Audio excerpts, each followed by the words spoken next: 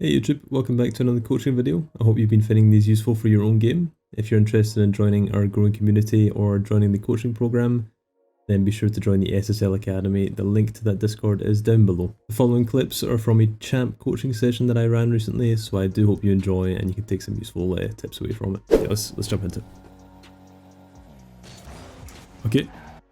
Do you normally follow on kickoff, or is it like a mix, or do you like to go for boost all the time? Boost all the time from here. Boost. Okay, so on the corner kickoff, it's actually pretty common, and more so by like high ranked players. Now they're starting to follow this a lot more, because sometimes you can just get a goal from it like a normal kickoff. So okay, obviously it's up to yourself. Like you don't want to follow every time. You know, it's good to mix it up. But definitely if you're going for boost all the time, I'd recommend switching it up sometimes.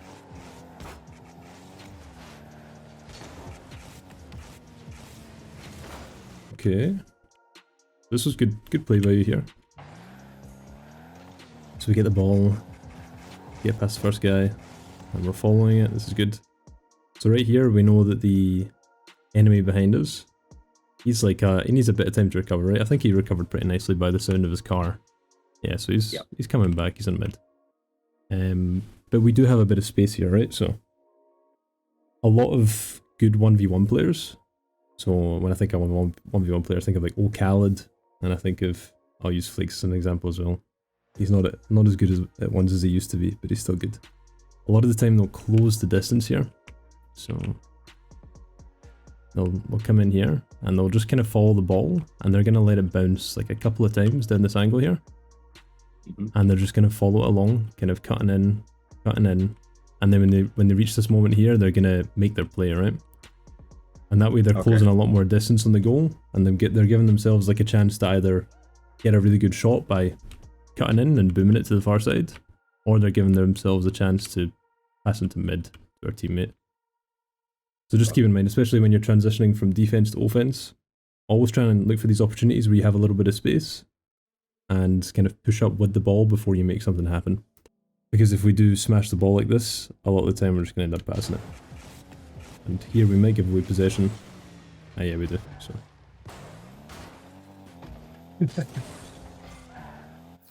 Yeah. Okay. Yeah, a little unfortunate. But you see how that happened from you playing the ball a little bit too fast, you know? Like we give away possession and they get a goal from it. Yeah. I think I definitely struggle in this situation. Yeah, so this was perfect, right? Like going onto the wall there, you're covering if he gets over your teammate, that's really good.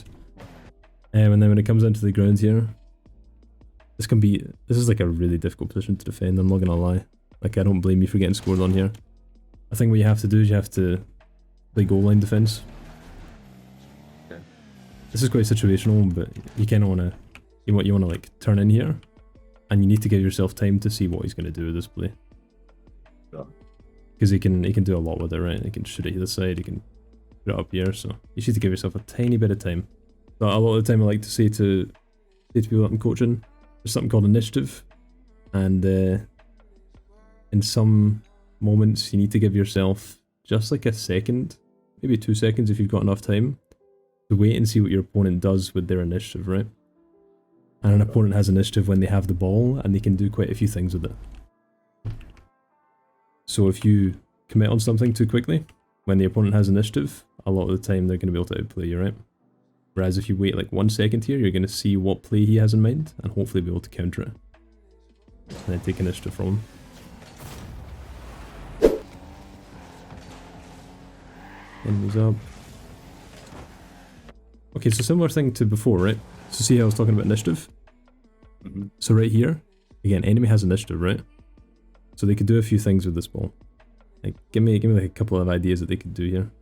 Let's say you're the enemy, right? What could you do here with this ball?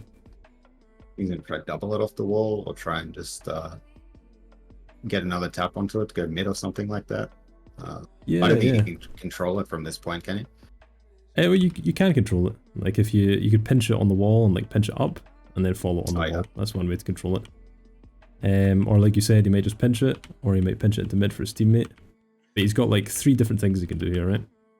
And see when we get to this point, see when you turn, you've kind of given in to his initiative, right? Because as soon as you turn here, if he does something that's not the play that you're prepared for, then it's going to get past you. So what I would do in this situation again is I would just keep following this line and then wait and see what play happens so we can respond to it more effectively. Okay. So just give yourself like that extra moment. Obviously it pinches it into mid and it kind of works out decently for you. But you know, in a different scenario, that could backfire pretty heavily, that little turn.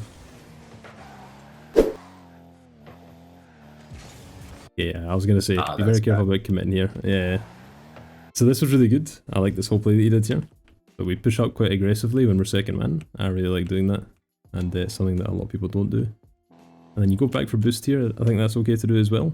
Maybe if I'm in your position, I'd push up even further since you already had, I think you had 45 boost.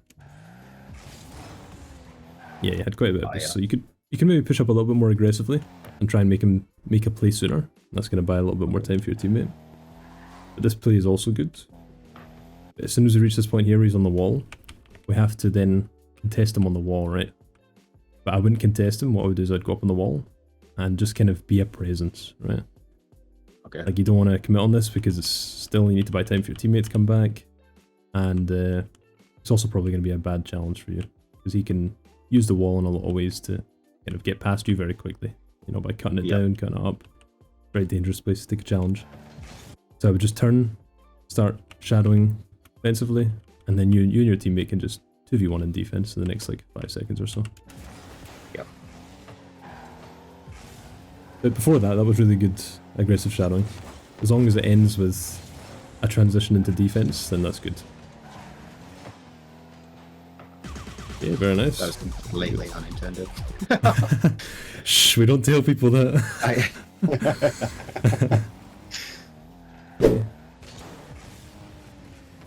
Again, very dangerous with the commit there. Second man. Yeah. So we need to play off info that we have, right? So the main thing here, tell me what the main thing we see is here. The big thing. The teammate's up on the wall. There's no one in defense. If you look behind me, it's completely empty. Completely open. If I miss this, we're fucked. Yep, exactly. So as soon as we see our teammate in front of us, so again, we have this big cone of vision. If we see our teammate in here, we're second man. We need to be very careful. It's the first thing we should think about, right?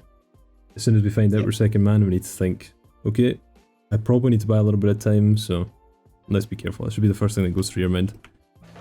Sure. I think if your teammate's faster on recovery, I'd be okay with you going up for this and kind of pressuring on the way back.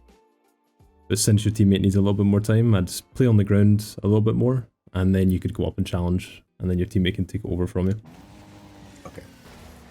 Let's just take a look here. Yeah, so can you pause at the point where you see in your eyes that I could go for a challenge here and it be like if I was going to fully commit, at what point have you made that decision? Right here. This point right here. Okay. Like I see this guy... And you're not concerned at how close he is to the ball? Yeah, so that's the thing, right? Like he does have control over the ball, and it's just because the situation is going to be tricky for us in defense, right? Yeah. And what signals to me it's going to be tricky in defense for you in this situation is that our teammate's really far away. Like there's no chance he can be involved in the play for another like 10 seconds or so. And I'm going to be stuck in a 2v1 defense, like guaranteed, right? Like there's no doubt about it. These guys are both facing the goal. They've got some boost. It's going to be a 2v1. And so when I get these signals, I'm thinking I need to either catch them off guard with a fast challenge, or I'm going to need to 2v1 and I'm going to need to shadow really well. Got it. So I'd say like in this situation, when you see him having to cut in for the ball, that's kind of your signal to go for a fast challenge. It's like, see here, he has to follow the ball and cut in at this angle. You can cut in and read this cut in from him, and then just swipe off the top of his car into the corner here. Yeah, that's kind of really the only opportunity you've got there. But yeah, he does do a really fast flick, so a lot of the time he's going to get that past you and you're going to get scored on. Yeah. But it's a very difficult position for you, and it's kind of your decision to make in that point, and your decision to realize that you can do what you did, right? Sure. Yeah, so as long as you realize that you can go back, or you could fast challenge in this situation, that's really all that matters. Whether you get scored on or not is kind of up to how you challenge and how the enemy plays the ball as well, so. Those were your two options there. Nice. Okay, so what would we do in this situation? is we have not too much boost, and if we pass back out or hit the ball really hard, there's going to be very little chance that we can follow it. This is only really applicable in defense. When we have little boost, it can be pretty common, especially under pressure, and kind of the more the game goes on. A lot of the time we want to smack the ball, clear it, and give ourselves some space and get some boost. And that is, you know, it's very understandable to do that. We all do it. It's just like instinct, you know? Yeah. But what we can, if we want to kind of take it to the next level in this situation, as much as we can't do it all the time, but we want to slow down a little bit and look for an opportunity to break away from the enemy's offense. And the way we can do that is by making small passes in defense to our teammates so they can pick up boost and take the ball themselves, or we want to take control and try and get boost ourselves. So I see two options for you here. You can catch the ball on the backboard and kind of dribble it down here and like aim for this boost. Or you can predict that your teammate's going to turn here and kind of backflip it down onto the corner. And then your teammate's hopefully going to get boost and they're going to get some possession and then take a 50 or give you time to get boost as well. And that's kind of going to give you the chance to break away in defense. Am I trying to get him to use the ball, or am I just sitting back and letting him do what he wants to do just until my teammate gets into a position where he can actually cover me? It's kind of it's a bit of both, right?